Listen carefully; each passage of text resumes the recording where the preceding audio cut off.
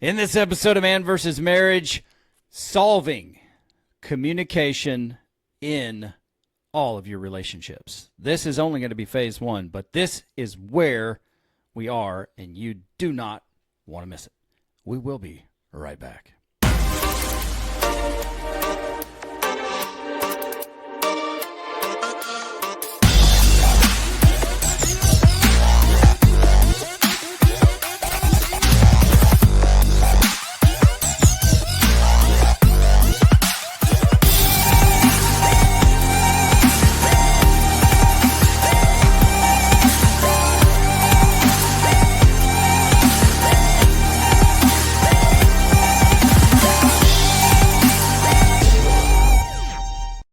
Welcome back to another episode of Man vs. Marriage. It is I, your humble servant, Quincy W. Moran, a.k.a. the Q-Dog, a.k.a. the Q-Diggity Dog. You gotta stop doing this. I will never stop. I will never stop. The other voice you hear in your ears is my lovely wife of over 25 years. That rhymed. Jeanne Moran. Jeanne, say hello to the people. Hello. What's up, baby? What's up? Yes, I am the purveyor of the show. Going on 7 years at the time of this recording. A married man of 25 years and counting. The father of 8 amazing children. Some we say that by faith. And honey, tell the people who you are and what you do. Your wife, their mother, and an author. I love it. I love it. I'm really glad that you didn't, switch those around and have a Freudian slip, Freudian slip, and say, I'm your mother and their wife. That would have been funny. Anyway, let's get into this. Before we get started, I want to give you a quote that I heard. I listen to quite often, listen to the Real AF podcast with Andy Frisella and DJ. It's not for the faint of heart, and there's plenty of foul language. But, man, I'll tell you, when it comes to pushing yourself to be your best, it's one of the best places there is in my mind or in my circles of self-development, self-improvement. And so here's the quote's going to come up on the screen, and it was so profound I had to stop and rewind it. Jeanne hasn't heard it yet, but I had to rewind it and write it down. It says, people have the right not to believe you if you've displayed you're not worthy of belief. Andy Frisella. And I said, you know what? That is so good, because in this day and time, people do not practice trustworthiness. They do not follow through. Many people don't. I'm guilty of it sometimes myself. And then we get all butthurt if people don't believe us if we're going to start something again. And it's okay to start again, but you got to follow through and you got to finish. And what does finishing look like in this particular realm of marriage? If you don't have forward-looking goals and, there's no real true finish line, it's just you get to rally points, you reassess.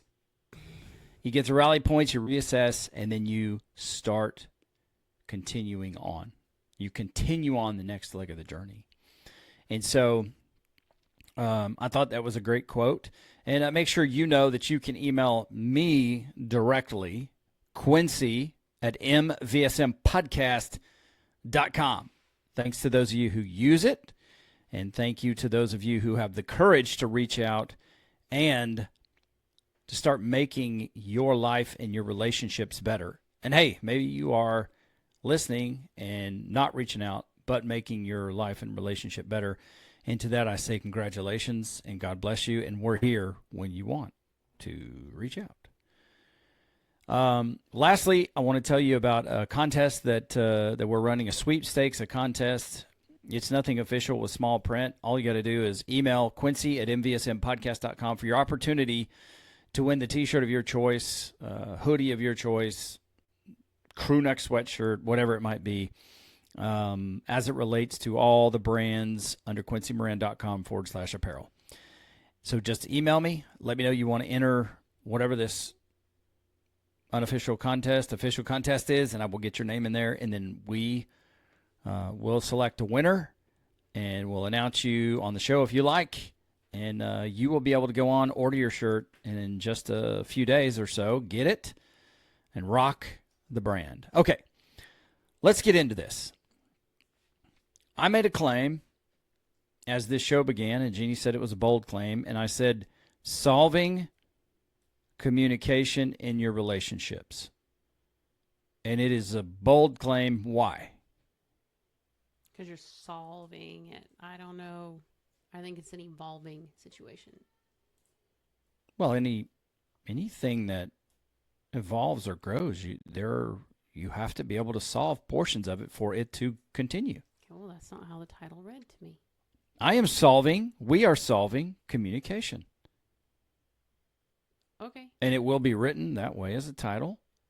And it is true. Okay. Don't give me that Monica face. Okay. I tell you what, if this camera wasn't on, to the moon, Alice. Okay, let's get into this. Let's talk about solving communication. And this is going to be in the framework of you're having a hard talk. You don't know what a hard talk is? I'll go find the episode and put it in the show notes. You can go and listen to that. It's all a part of the theme, which is the What Do You Want series that we're doing this year. Because everything needs to fall under that. What are the elements of this place? It's about communication, which is such a broadly used term. It can be very ambiguous. So what we like to do is give you practical things to do. Right? Right, honey? Mm-hmm. Yep. So communication, a soft place to land, and saying it ugly and cleaning it up. And these are just a few of the areas that this revolves around. And if you're unfamiliar with that lingo, it's just a part of our journey. It is the buzzwords that Coach Rita helped us create in order to make our relationship great again. And it really, once you have that framework, there are a few things that have to be, two things that are crucial, maybe more, but two that we settled on, that must be present, or you must be willing to build in order to have, this particular type of conversation or to solve communication. Do you remember what those are? Don't read. I saw you looked right down here. You're not looking at my cleavage. You're looking at the paper. Your cleavage is covered and it's way over there. So no, I'm not looking at your cleavage. I'm up here, okay?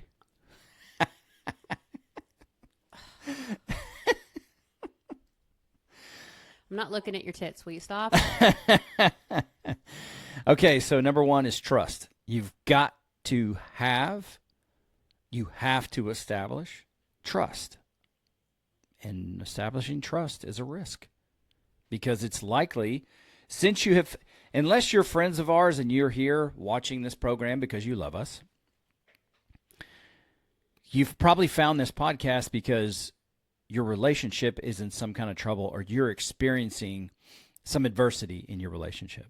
So it can be difficult to cross what may be a Rubicon when it comes to trust in your relationship. And I'm not asking you to be perfect, but I am asking you to be willing to reestablish that because it's crucial in order to solve communication. The next thing is vulnerability. Vulnerability is something that is given. Like it is a free gift that is given. And it will help you because in the discussion that Jeannie and I just had that kind of spurred this entire episode, she certainly had to put something out there that she was very uncomfortable with and that she had been carrying for a while. You can speak about that. I don't know, be as nuanced as you need to be, but at least talk through that a little bit and why you decided to go ahead and put that out there.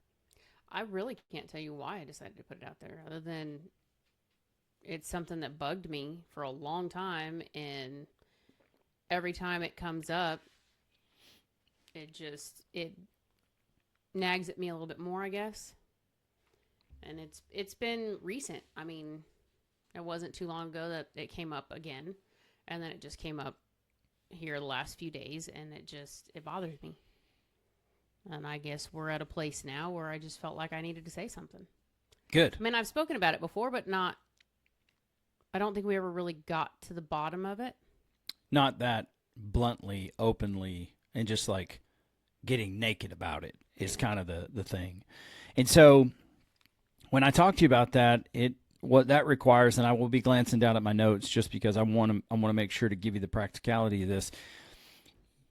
You have to have a willingness to open up on some of the hidden insecurities or hidden hurts or hidden frustrations that you have. And I've had to be honest with Jeannie about some of my insecurities. And some of those you guys may never even consider that someone who is an extrovert might have.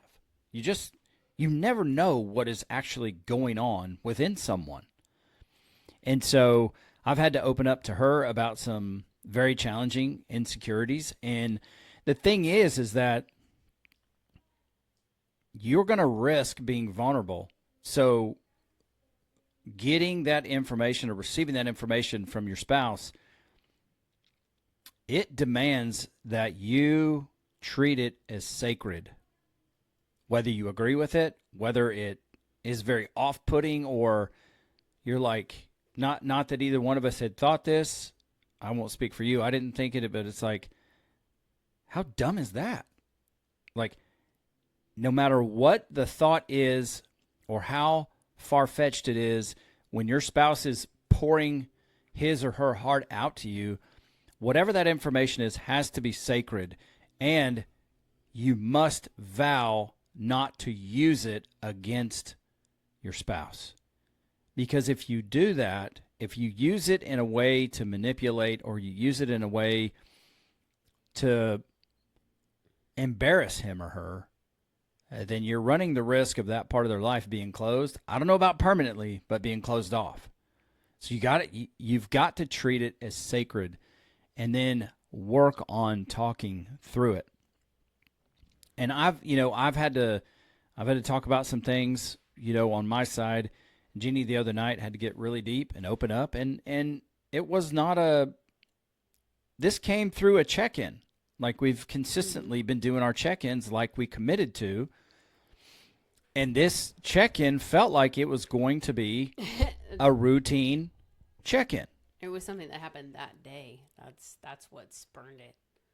And so when you look at it, like, our check-ins are very intentional now. Whereas before it's just like, hey, how are you? Oh, I'm good. How are you? Anything on your mind? No, because we're very in the moment type people, But now we go through a series. It's like, hey, how is Jeannie the woman? How is your faith? How is Jeannie the wife? In this intimacy-wise, are we connecting like you want? Are you getting enough sex? Are you having that emotional and physical intimacy need met? And then we ask, hey, how's Jeannie the mom? And how's Jeannie the friend? How's Jeannie the career professional as an author? And then what other things are on the table when it comes to sharing your heart? And, she asked me the same questions. And so rather than this be a generic, things are good, now we're being intentional about checking on each facet of who we are. And it can get tough to answer. Because week one, you're actually going through some stuff. In week two, you might have a few things to clean up. But when week three comes, you're like, I really need to consider these things. And then when you start to consider them and you start to dig a little bit, you might uncover some treasures. And so for us, this week it was, Jeannie and Quincy, the man and woman, and Jeannie and Quincy, the parents. And, we went on an off-road trail on both of them. Yeah. One of them, we had some static between us. And one of them, we are trying to collaborate what the next version of our life looks like. And as the children grow into, adults, and we look to get them out on their own, and then what does our life look like after that? And we're having some challenges in our family, and that's a part of life. It's messy, and that's okay. But though, we a check-in that's supposed to be an hour. I think this particular time, like the last week, it was over 2 hours, and then this one was well over 3. Yeah, it was. It got deep. Kudos to our daughters watching Hunter and Kirsten and giving us the time to work through it. And we're going to go through some of the journey of how it went.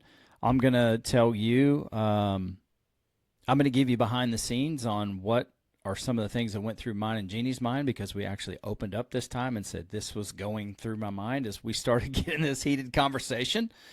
And so the first takeaway, and look, we got through these talks, and one of these scenarios, which is too personal to share, one of these scenarios we didn't resolve. But what we did do is give an open door policy to talk about something that is difficult for our spouse. And to know that, like, you can come and talk to me. I'll be more mindful about something. You can come and talk to me. And now it's open. It's out there. Well, and I think it gave us both awareness, too. So when the situation arises again, or we're in company and the situation comes about, you're aware of my insecurity or what bothers me about it. So now it won't be like I'm dealing with it by myself. Sure. Makes a big difference, I think. Yeah, it does make a big difference. And so, just to ease your minds, there's neither one of us had violated anything in our marriage or our commitment. No, it's past stuff that came up that was more. It's something that I don't know how to navigate, because it's with people who are close, and I just don't know how to deal with it. I don't know what the right answer is at this point, because when you deal with people who are close, whether it be family or friends or business, whatever, when they're people you've been around or involved with for multiple years, it is a very fine line between not wanting to upset your spouse, but also not wanting to disrupt the entire group, so to say. Yeah. You just it can have a ripple effect, and it's going to, as we move forward, sometimes you have family members that everybody may not get along with, or there are just challenges in the relationship. You might have that with some lifelong friendships as well. And so having the ability to talk about that openly, not harbor it anymore, gives you, not just you, Jeannie, but all of us, freedom. Like, you can finally breathe in that area. Like, it's probably not always present, but it's just another area in your life where a burden can be lifted off.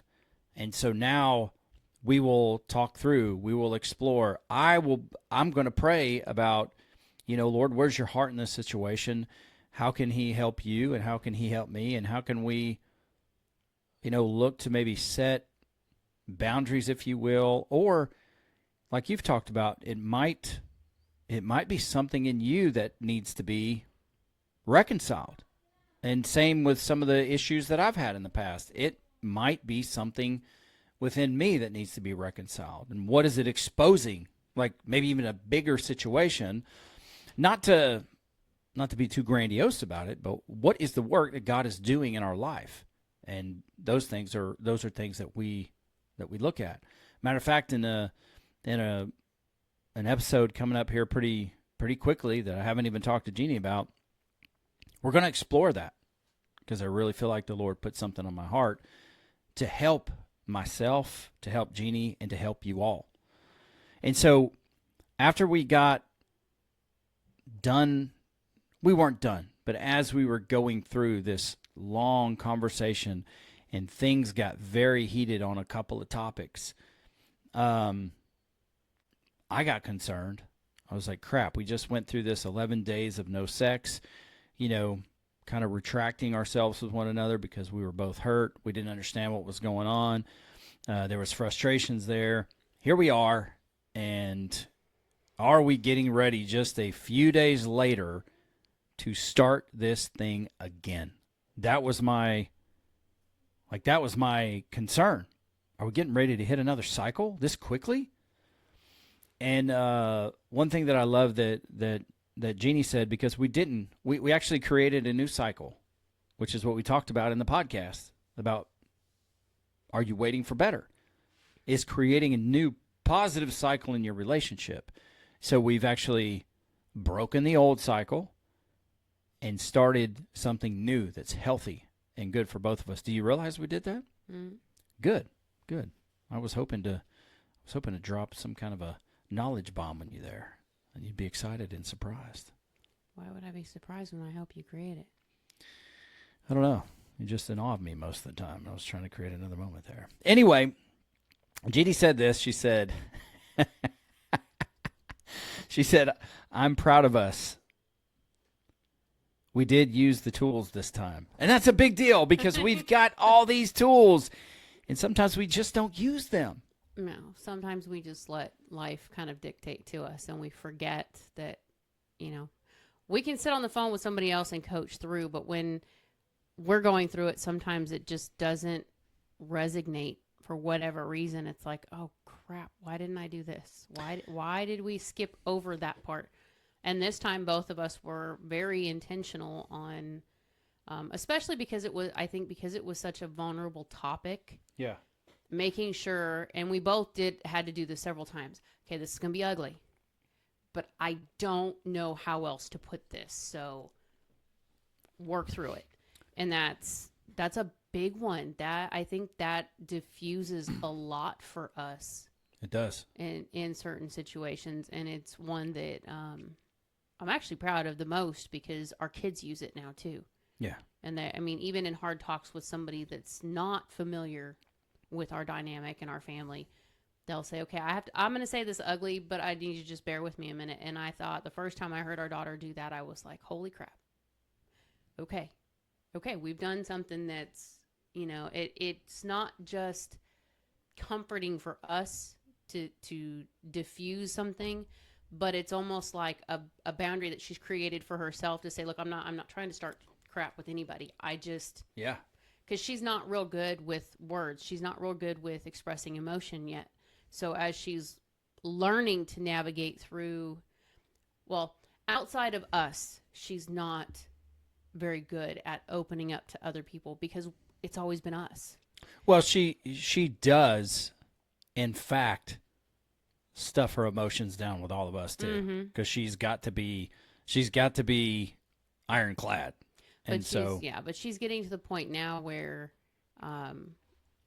that's one of the things that she has to use pretty consistently when she's in an uncomfortable conversation where she's like, I don't want to offend anybody. And that's her biggest thing is like, I feel like when I'm going to say something, it's going to come out offensive. And that's not what I'm trying to do. I just don't know how else to put it out there. So yeah, it's kind of been a saving grace for all of us, really. Yeah, and there's a lot to unpack there because I think sometimes depending on who it is and if you have permission and the relationship, sometimes you need to offend somebody because they are so far down the stupid trail that they need to hear it from somebody. True, but that's not the situation. That's not this situation. Yeah, I'm putting it out there just so so our listeners know, just to kind of qualify that.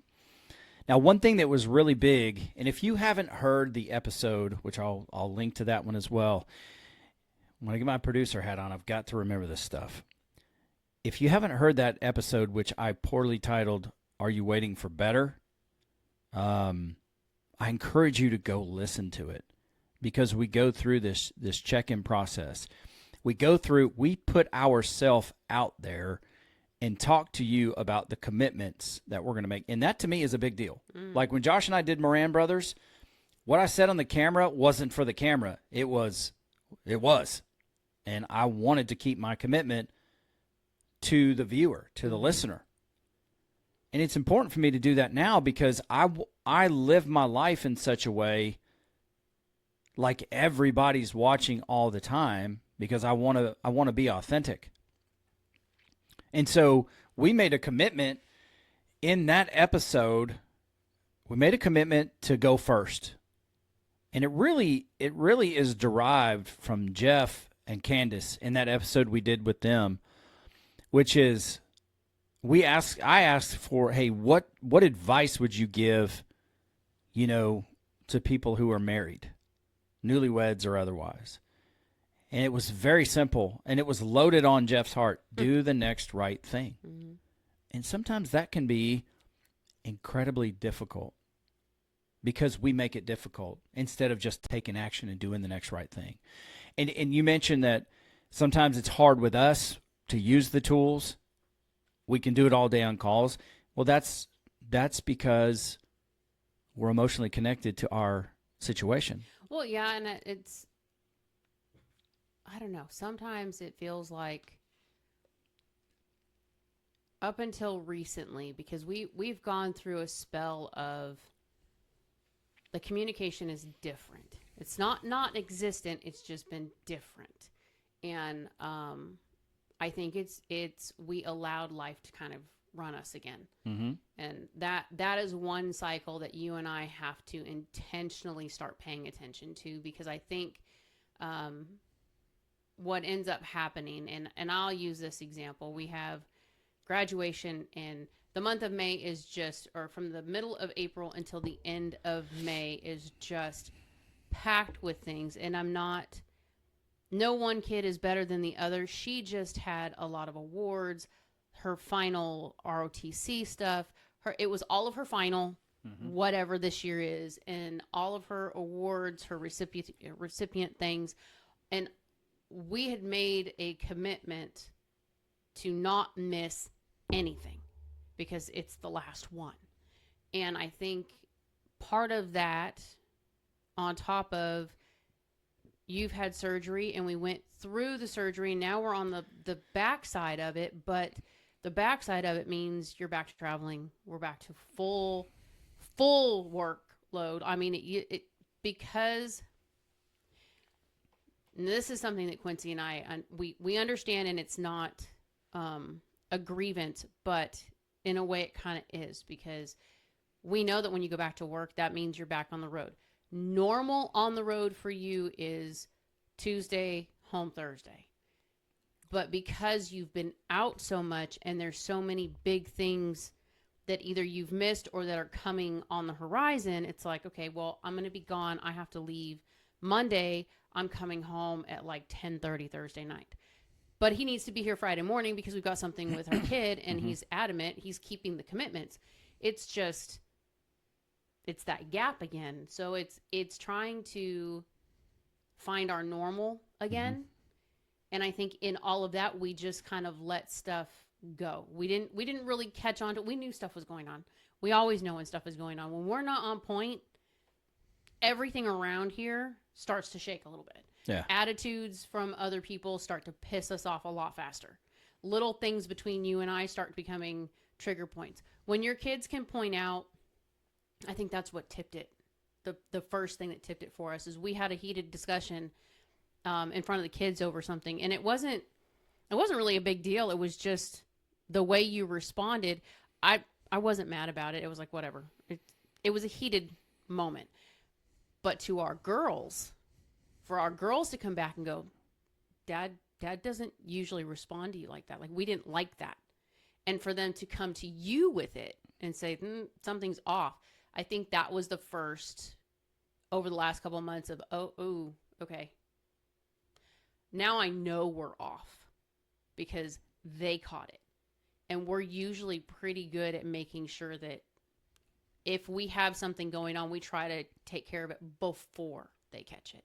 You know what I mean? Yeah, I mean, we try to take care of it. It bubbles over, I guess. Yeah, that's what I was going to say. We try to do that, and just going through the discovery of what's going on in life, and we're not using that as an excuse. We're just trying to comprehensively understand how the heck did we get here. Well, no, and that's the whole point of this, though. These are the cycles that everybody goes through. Yeah. where, for us, it's been 10 years of somebody's having surgery.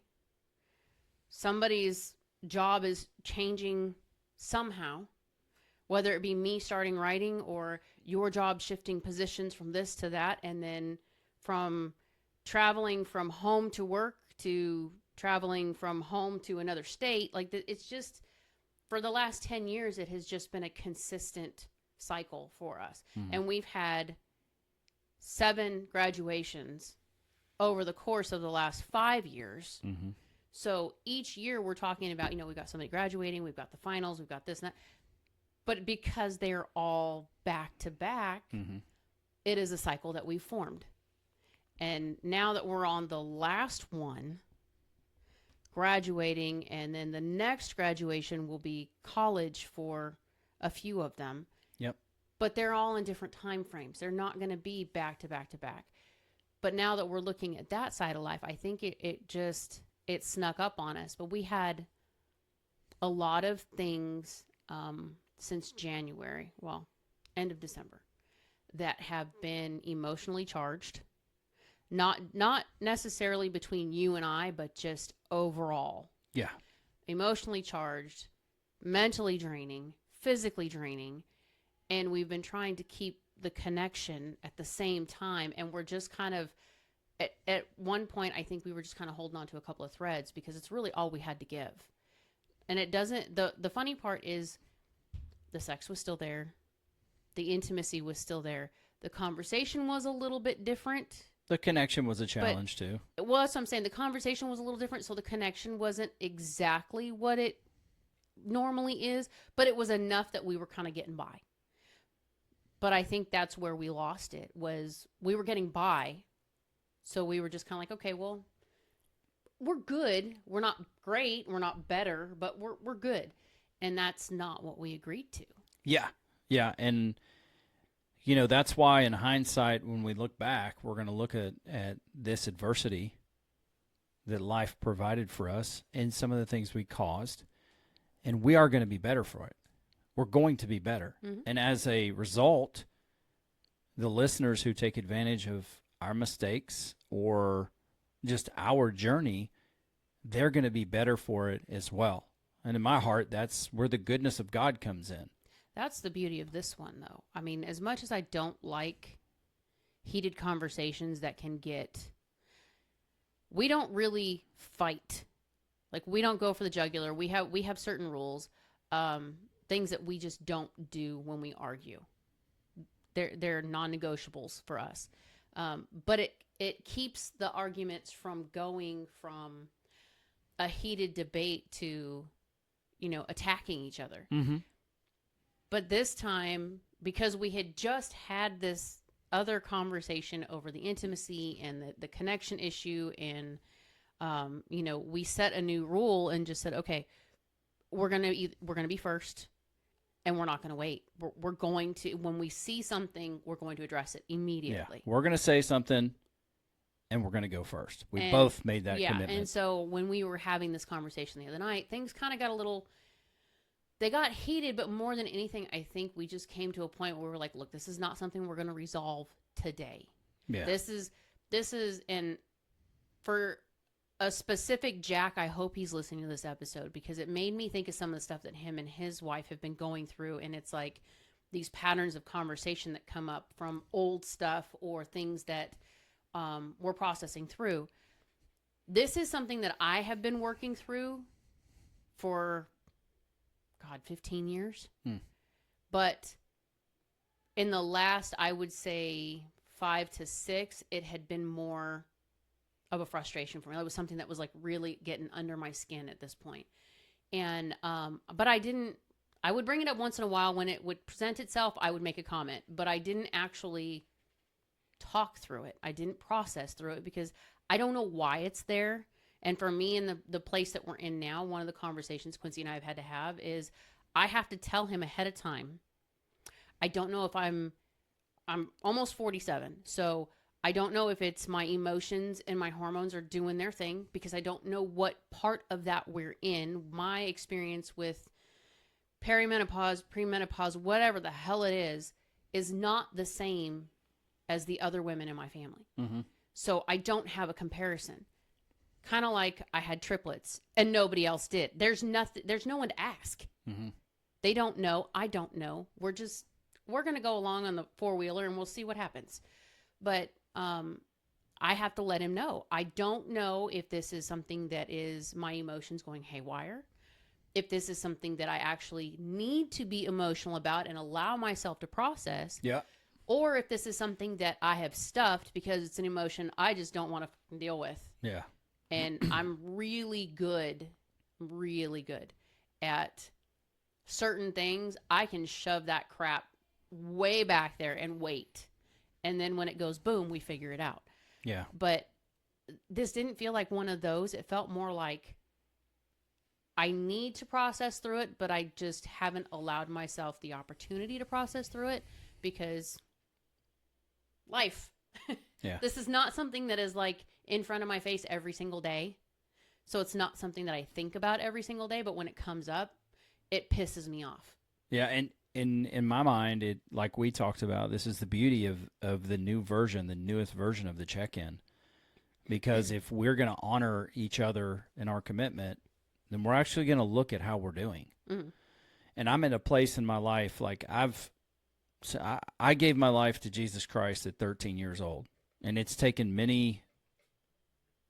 on various forms.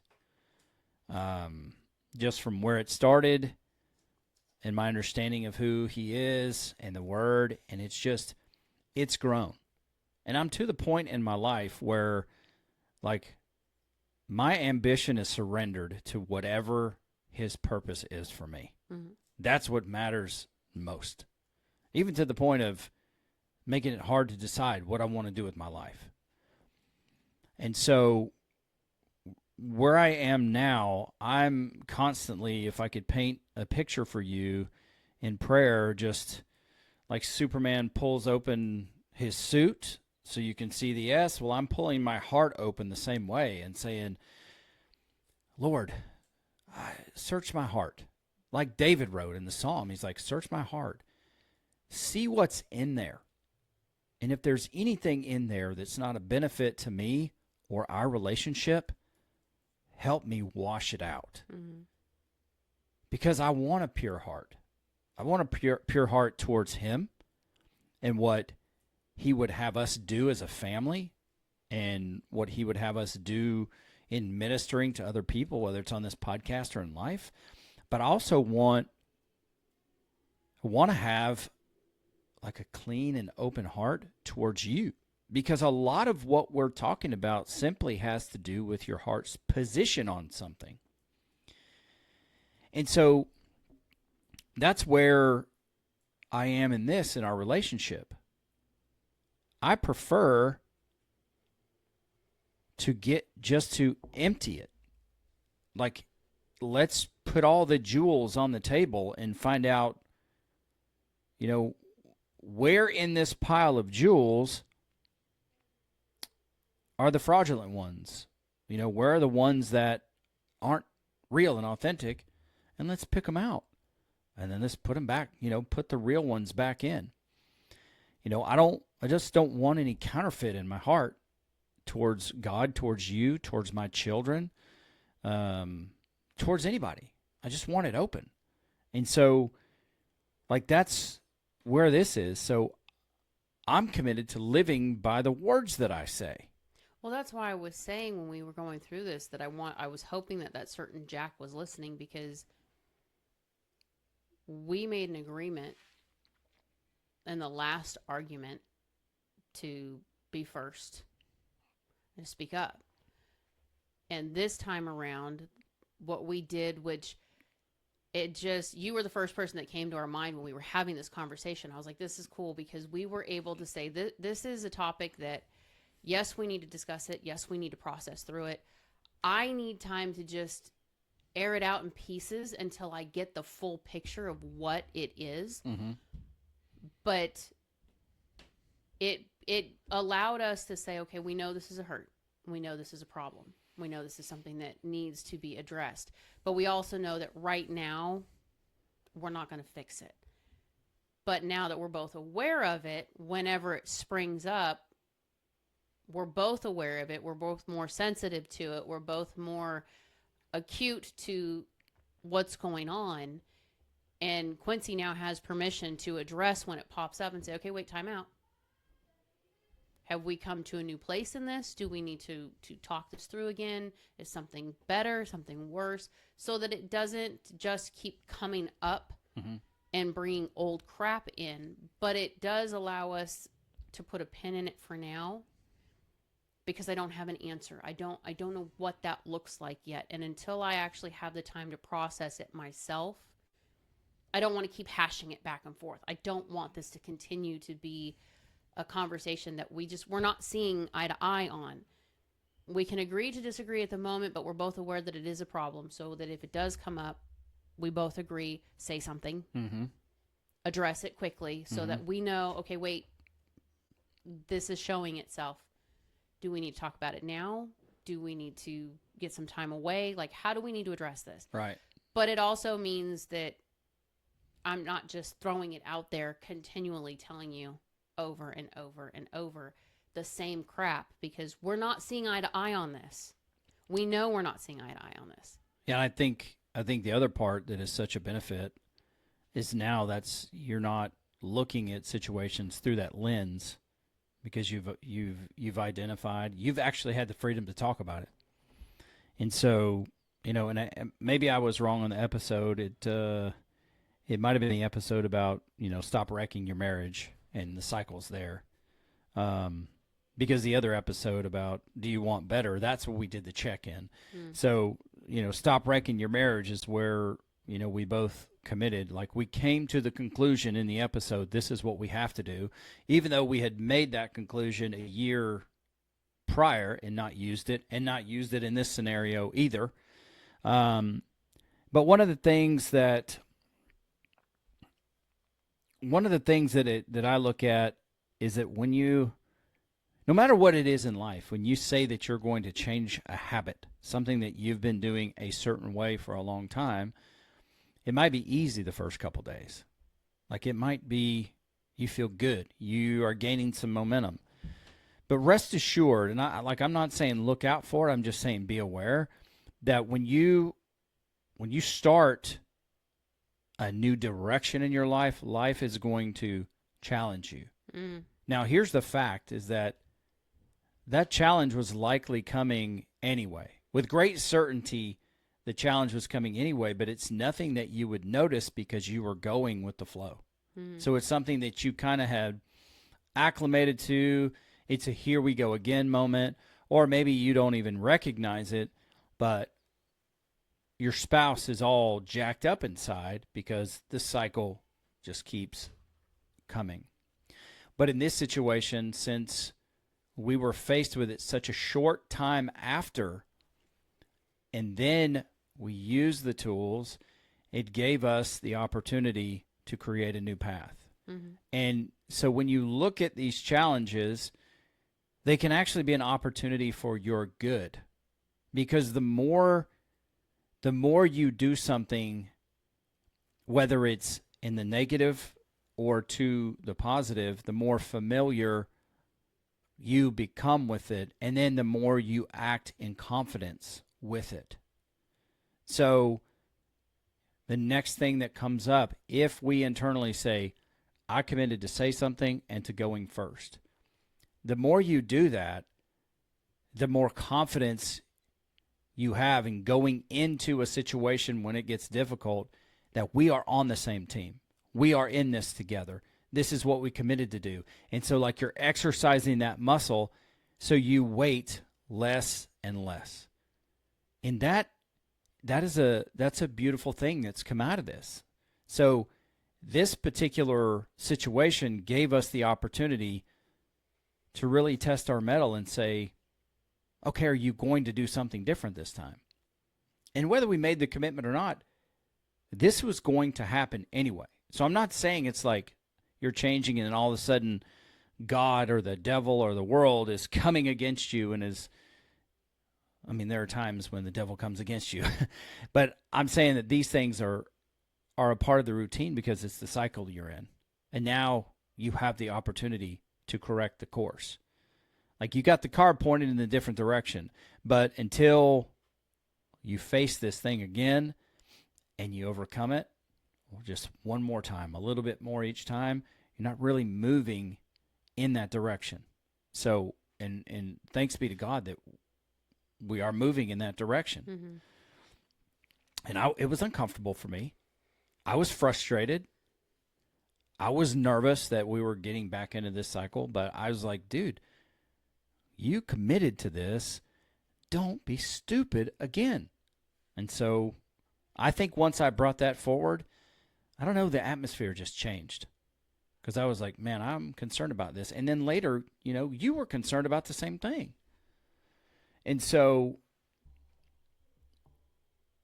Jeanne and I both agreed that we can utilize these vulnerabilities in our life, these warm discussions, etc. We can use those as a positive. And that was one of the great takeaways. And we can use these as an opportunity. And the opportunity for us, I think, I truly believe we realized it. And we're better because of it. And,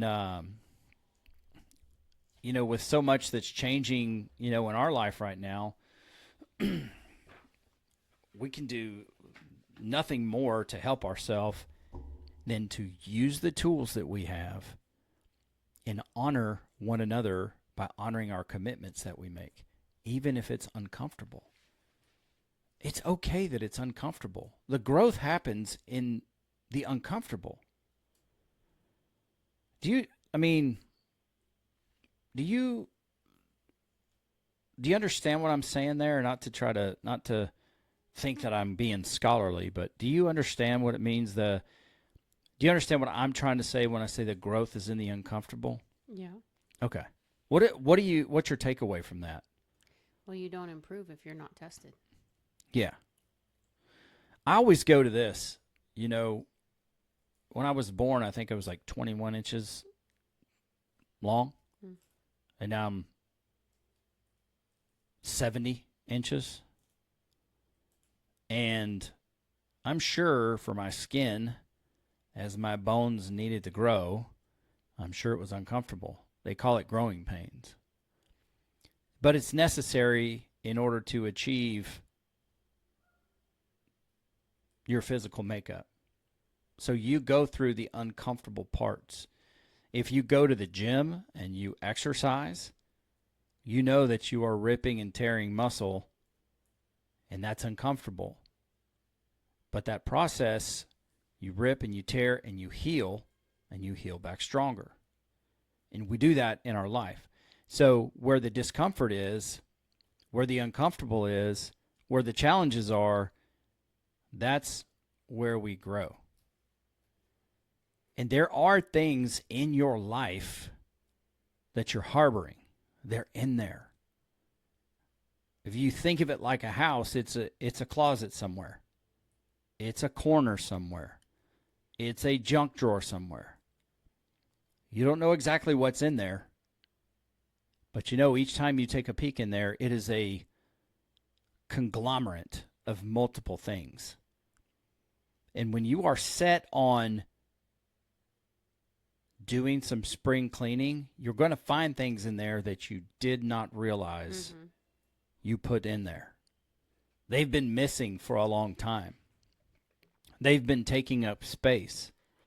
So the beauty is, once you clean those areas out, once you clean out the closet, or you clean out the corner, or once you clean out the drawer, here's what's really interesting about that. Now you have the opportunity to repurpose that part of your life. Now you choose what you put in there, if you do it intentionally. If not, you start to fill it back full of the crap you have if you don't use the tools that we're teaching you. So I think it's important, I implore you to utilize that visualization, that visual that I'm creating for you. There are going to be some surprises. The further you get into cleaning your house and getting your house in order, your internal house within you, you're going to find things hiding that you didn't realize were there. Some of it is going to be like, oh, that's awesome.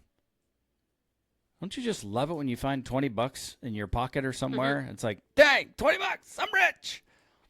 But then there are going to be times where you find things that you're not proud of. And you're like, and those things are hiding beneath the surface.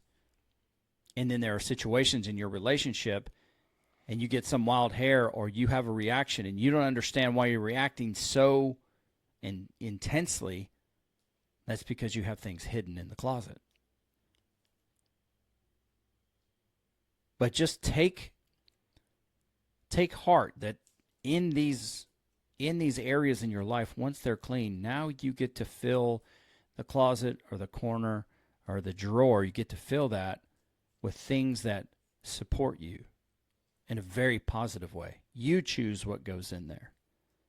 So you rid yourself of the clutter, and now you have the freedom of organization. You have the freedom of putting what is needed in the drawer or in the closet. You have repurposed it.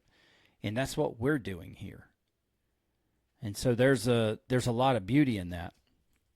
One thing that I've been guilty of in the past, and I talked to Jeanne about this, and it has to do, as we start to wrap this up, you know, there are times where you're in the heat of the argument, and rather than trying to reconcile or find an off-ramp, like to say, all right, I acknowledge this, I don't have a resolution to it. Yep.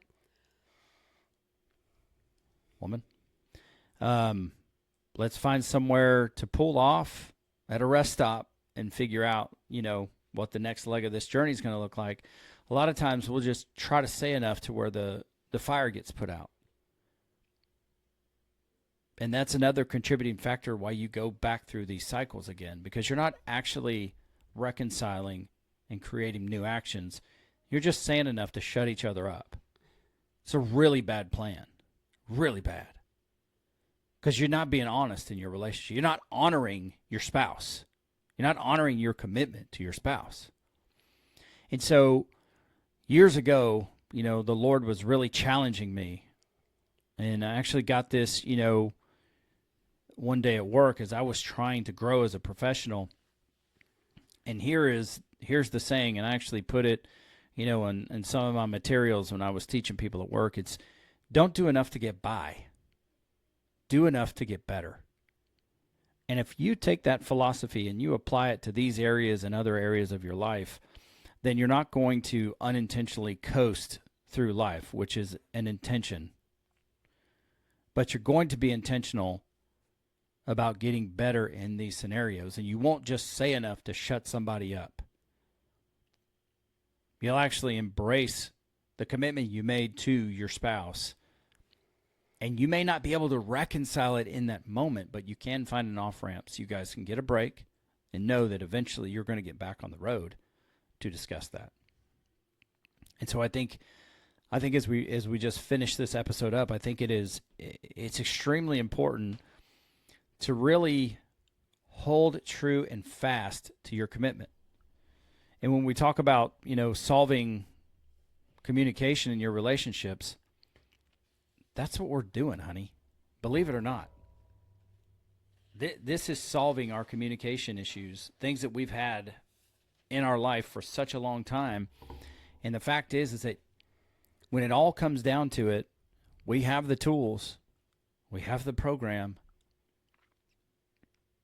but we're not successful because we do not utilize them in what we've committed to do. But that's changing. And that's why we have these elements, which we understand what it is we want in our relationship. So we're willing to go through a hard talk.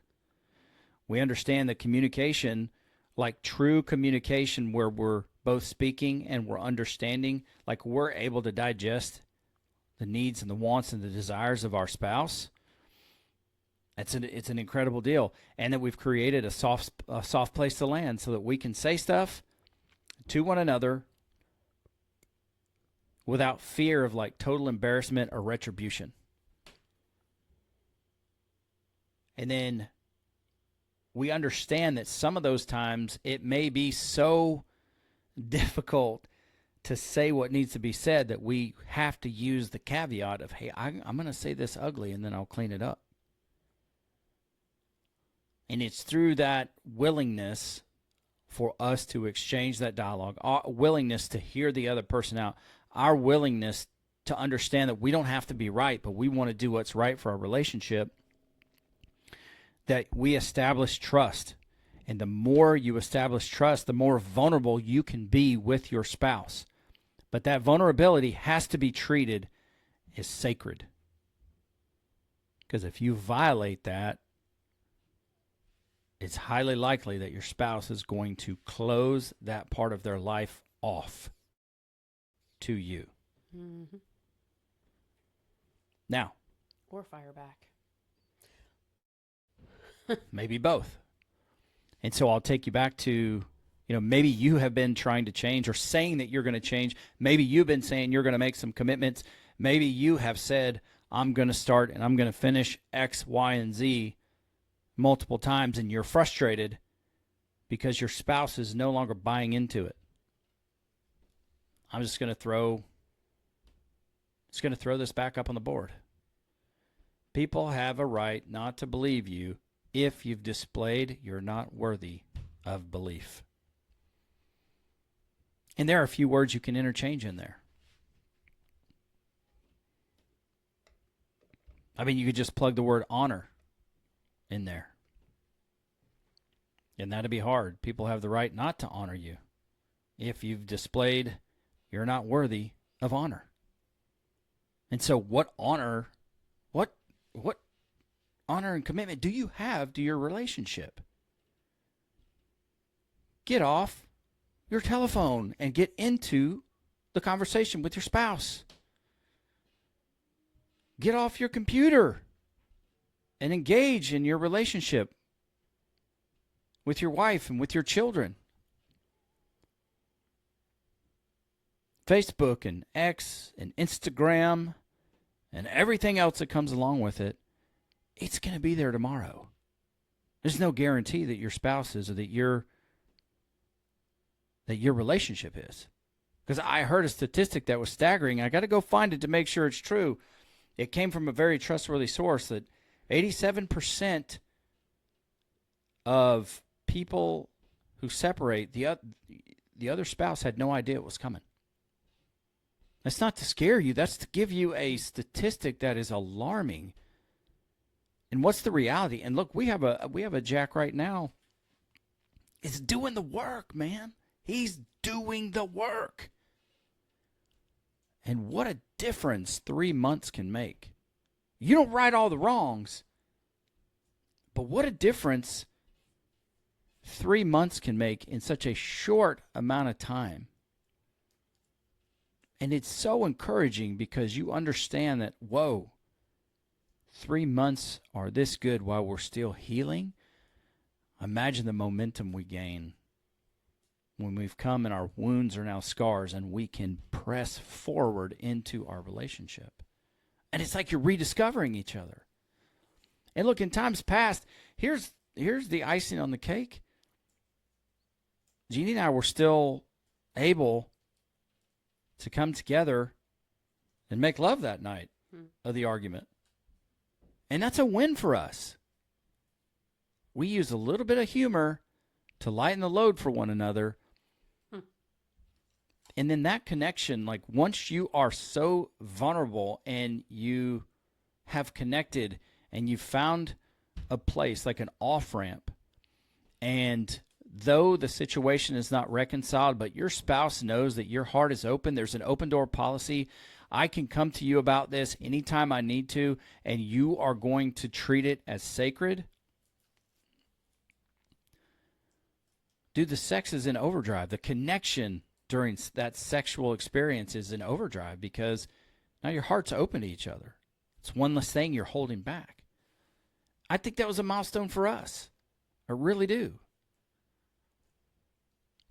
So that's it. That's the episode. And this is absolutely solving communication in your relationship, phase 1.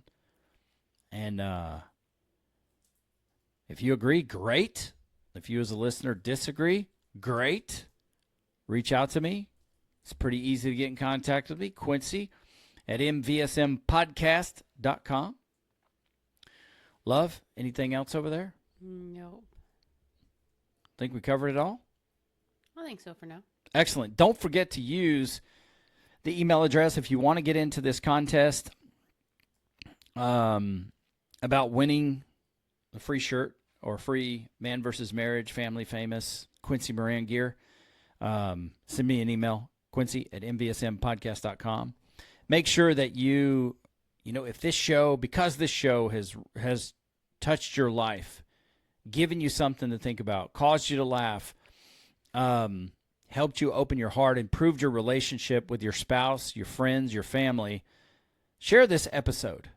Please please subscribe. Please find 2 or 3 people to share an episode with that's impacted you, because you never know what people are going through. Some people that you look at, their marriage and their family life looks like it's on par, like it's on point, and there's no problems. Some people, you look at their life and there's all kinds of problems because they are telling everybody about it on Facebook and everything else. But irregardless, have the courage to have a positive impact in someone's life and send him or her this show. Send them an episode that has touched your life, because we are counting on you to help us further this message, simply based on how we've affected your life in a positive way. The next way is you can just buy some of our gear. QuincyMoran.com/apparel. And that is all for this episode in Solving Communication.